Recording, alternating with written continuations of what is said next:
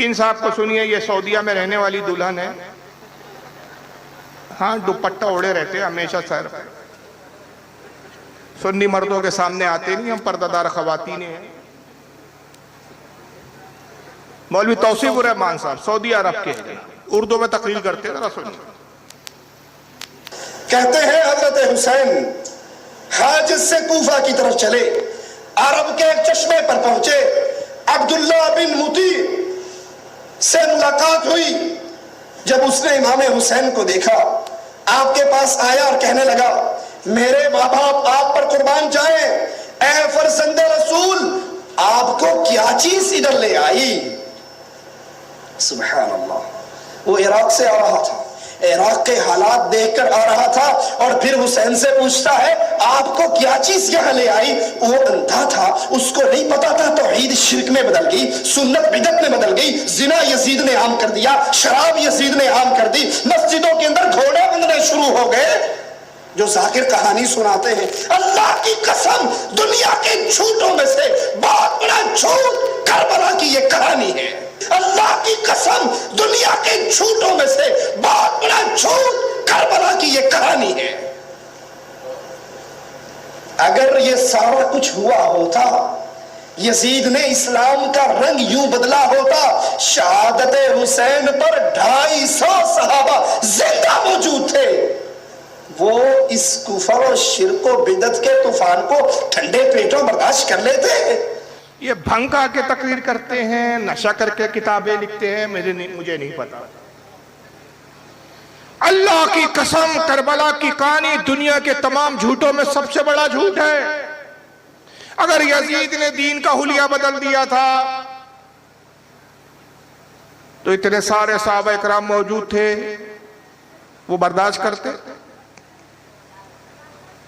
तो क्या इस जाहिल को मालूम नहीं, तारीखी वाक़या पढ़ा नहीं कि बाद में शहादत हुसैन के बाद इमाम हुसैन असल में जब करबला की तरफ निकले तो अव्वल तो करबला की तरफ नहीं निकले थे, इमाम हुसैन कूफा जा रहे थे।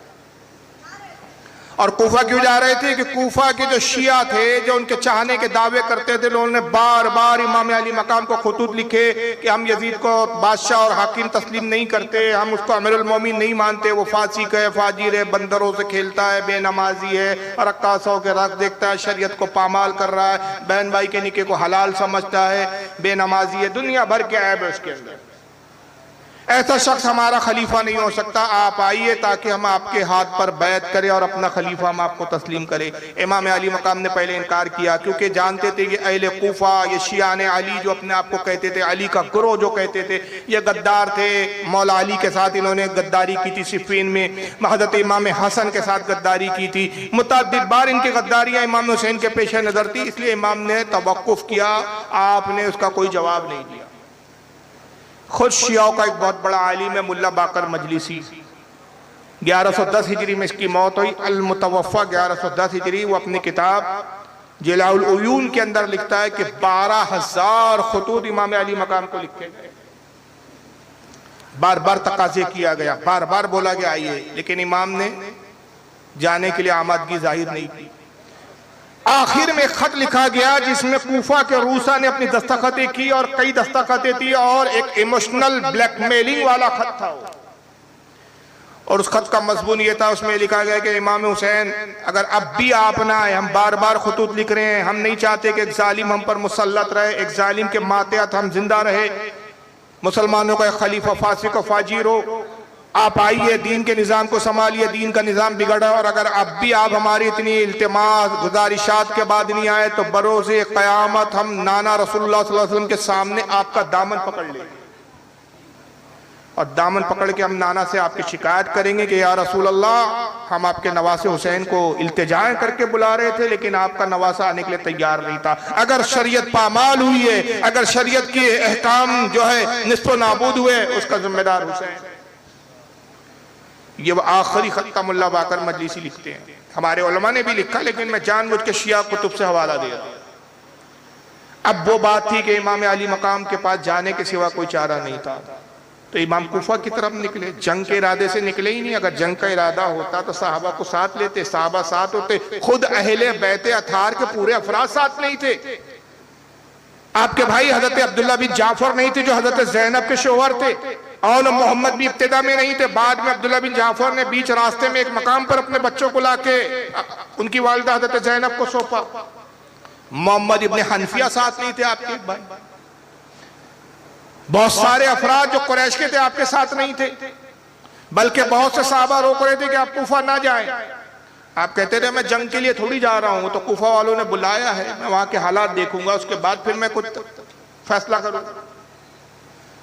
और हालात का जायजा लेने के लिए पहले आपने अपने चचाजाद भाई मुस्लिम इब्ने अकील को भेजा कि जाके देखो अगर हालात साजगार है, लोग वादा करते हैं, अपने वादा निभाने की पोजीशन में नजर आते हैं, तो फिर मुझे खत लिखो।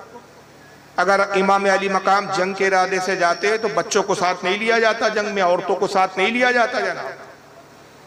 वो तो बाद में ऐसा हुआ कि इब्ने जियाद ने 1000 की फौज के साथ हूर इब्ने यजीद को भेजा और उसने करबला तक जाने पे मजबूर किया और करबला के मैदान में रुकवा दिया।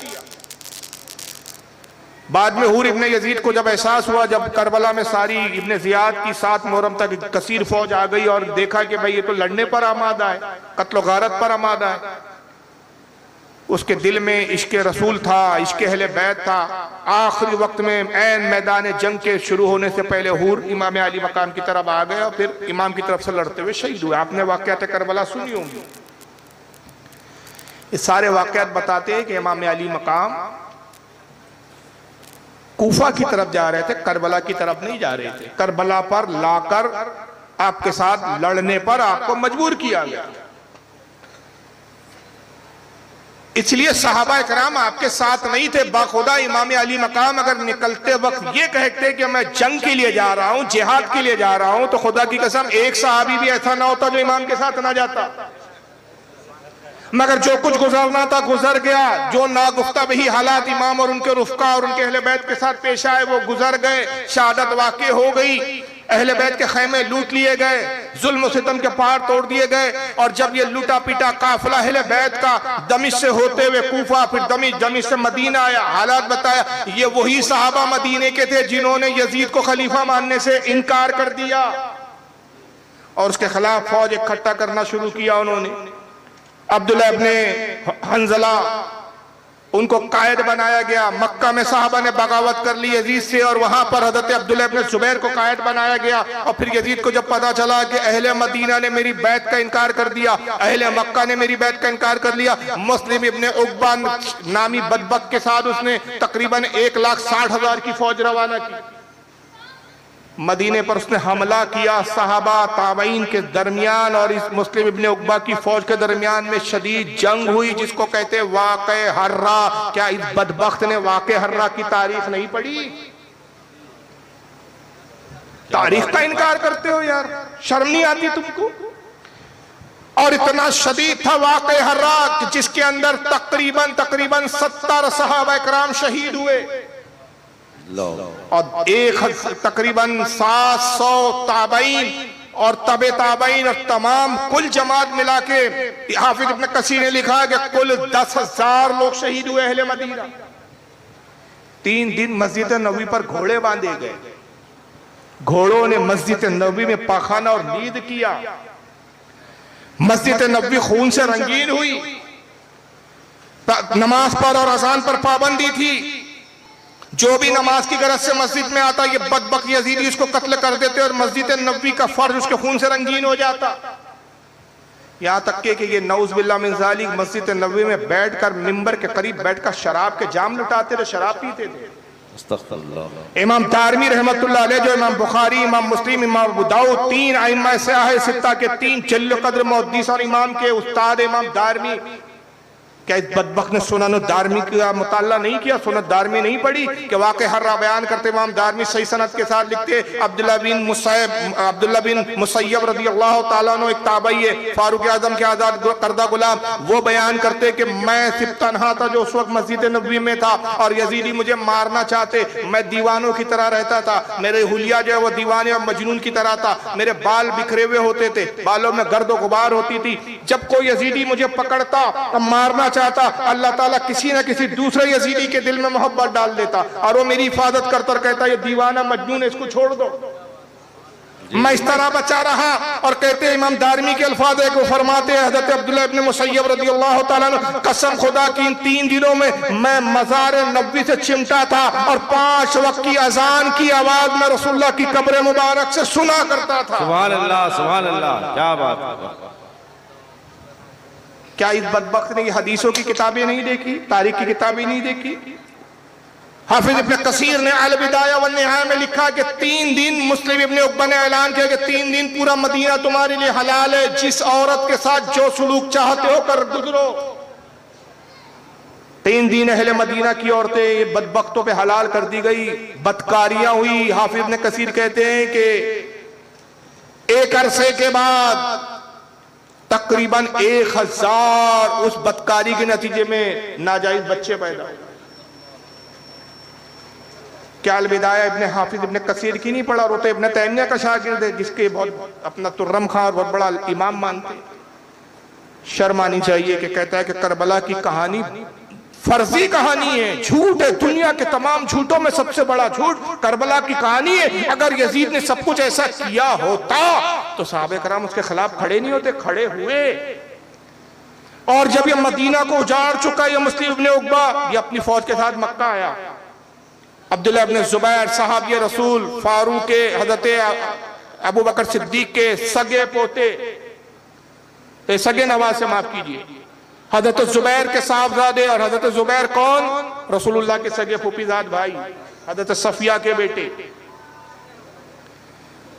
और हज़रत अस्मा जो अबू बकर सिद्दीक की बेटी थी, हज़रत फातिमा हज़रत आयशा की बहन, ये हज़रत ज़ुबैर के निकाह में थी। उनसे ही हज़रत अब्दुल्लाह इब्न ज़ुबैर पैदा हुआ। अहले मक्का ने इनको अपना खलीफा तस्लीम किया। इनके दरमियान और यजीद की फौज, जिसकी क़यादत, जिसकी कमांड मुस्लिम इब्न उक़बा कर रहा था, जंग हुई, शदीद जंग हुई। अब्दुल्लाह इब्न ज़ुबैर इस बड़ी 1,60,000 की फौज के सामने टिक नहीं पाए, तादाद कम थी इनके पास। मजबूर होकर इन्होंने अपने आप को हरम में मुक़य्यद कर लिया। ख्याल ये किया कि हरम का एहतराम करेंगे, जब हम हरम में अपने आप को महफूज कर लेंगे, ये हरम में दाखिल नहीं हो सकते, कत्ल गारत हरम में नहीं कर सकते। लेकिन इस यजीद की फौज ने, बदबख्तों ने हरम में तीर फेंके, पत्थर फेंके, आगों के टेमे फेंके, और इतनी आग की जो आगजनी की गई, और इतने जो है मुंजमीक जो पत्थर फेंकने वाली मशीन होती है उस पर आग के गोले फेंके गए कि गिलाफे काबा जला, काबतुल्लाह में आग लगी, पूरा काबतुल्लाह जलकर राख हो गया। क्या ये तारीख इस बदबख्त ने पढ़ी? पढ़ी है, सब पढ़ी है। मगर जब इनके दिलों में, इनके दिमागों में फुतूर हो तो ये हर चीज का इनकार करते हैं। और इनकी मौत सिर्फ एक जगह आती है, एक जगह इनकी मौत आती है, और वो मौत ही होती है कि जब सुन्नी उलमा कहते हैं कि अगर वाकई सच्चे हो, माओ का दूध पियो तो सामने आके बैठकर बात करो। अब अहले सुन्नत के उलमा के बाद इसके सिवा क्या चारा रहता है कि इन बदबख्तों का मुनाजरे के लिए चैलेंज करें? क्या है हल हमारे पास? हमारी कौम इतना समझाने के बाद भी समझती नहीं है। बदबख्तों को सुन के इनकी गुरविदा हो जाती है। वाह। तो हमारे पास फिर अपनी हक्कानियत के इज़हार के लिए यही बच जाता है कि हम कहते हैं कि अगर तुम सच्चे हो और अगर हमें झुटलाते हो तो आमने सामने बैठो, मौजूद किताबें हो, फैसला हमारे और तुम्हारे दरमियान में किताबें करें। क्या बात है। लेकिन नहीं आते ये लोग सामने। इनके पास एक ही बहाना होता है, ये फितना पैदा करके उम्मत में इख्तलाफ पैदा कर देते, और उस इख्तलाफ के नतीजे में दंगे फसाद होने लगते इलाकों में, मोहल्लों में, बस्तियों में। मगर जब इनके साथ बैठने की बात हो तो फौरन इतने सुलह पसंद हो जाते, नहीं नहीं नहीं, मुनाजरा होगा ना तो झगड़ा हो जाएगा। अबे मुनाजरे से झगड़ा हो जाएगा, वैसी तो तुमने बस्तियों पे झगड़े फैला रखे हो। बेटा सुन्नी है तो बाप वहाबी हो गया, बाप सुन्नी है तो बेटा वहाबी हो गया, बीवी कहीं भाग रही है, भाई कहीं और भाग रहा है, पूरा तुमने तबाह कर दिया मुसलमानों को। फिरकों में तुमने टुकड़ों टुकड़ों में बांट दिया। हक है। अब कौन सा झगड़ा बचा है तुम्हारे नजदीक? तब भी मुसलमान समझ नहीं रहे, असल में इनके साथ बैठेंगे झगड़ा हो जाएगा। तो झगड़ा तो अव्वल होता नहीं, और अगर हो गया तो ये मार खाएगा। तो ये अपने आप को तो बचाना चाहता है, लेकिन दूसरों को लड़वाना चाहता है कि तुम लड़ो, तुम्हारे सर फूटे, हम तो अपने खैमे में बैठ के बस आग लगाते रहे जी। ये एक पहलू था। मैंने वो हदीस से तमीद उठाई थी कि मेरे आका सल्लल्लाहु अलैहि वसल्लम ने फरमाया, अली 3 गिरोह होंगे तेरे ताल्लुक से। पहला वो कि जो तुझसे इतनी नफरत करेगा तुझे मुसलमान तक नहीं समझेगा। दूसरा वो जो तुझे बढ़ाएगा और खुदा तक पहुंचा देगा। तीसरा एतदाल पर रहेंगे। जी एतदाल वाला ग्रोह वो अल्हम्दुलिल्लाह हम अहले सुन्नत व जमात हैं, बेशक हक है। सुभान जिसे अल्लाह। इस जमाने में मसलक आला हजरत से ताबीर किया जाए। ए नारे तकबीर, नारे